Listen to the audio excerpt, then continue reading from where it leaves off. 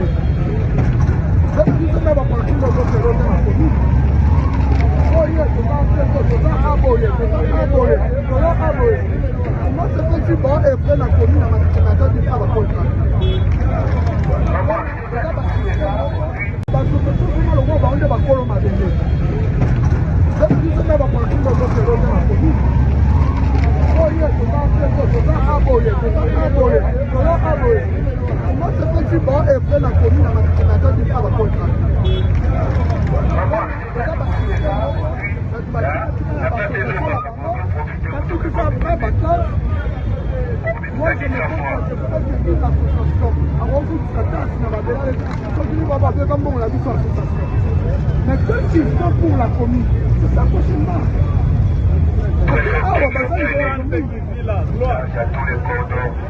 Toutes ces associations, et la commission, Babylone a dit que c'est un débat, on y attend.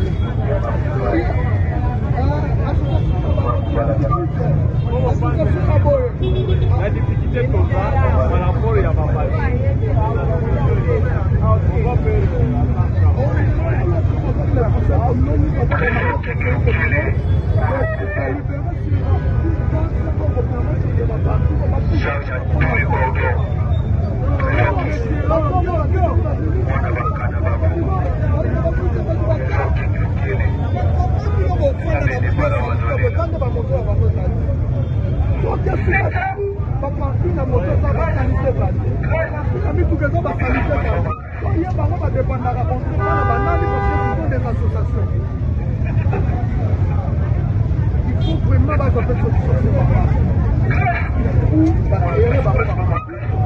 il faut vraiment moko ya autorité municipale. Toza na coordonnateur ya Matete, aza na doléance moko ya brigade d'assainissement. Souci moko eza système eza na transport. Système wana ezo contribuer à ba déchets makasi parce que vous bomoni boye ba déchets ebele eutaka na ba usager ya ba transport. Ba chauffeur ainsi de suite bazotika. Maintenant soki basengi bango peut-être même bongo bazoloba toza na bambongo ya association. Association eleki na pouvoir maintenant sikoyo ya l'État. Bazokotize mbongo mpona ba association. Mais il y a propriété exatée. Maintenant imaginez chaque fois, chaque jour la ville est sale. Et après nous sommes sa charge bourgmestre, nous sa charge gouverneur. Yango il faut que résoudre ça. Voilà.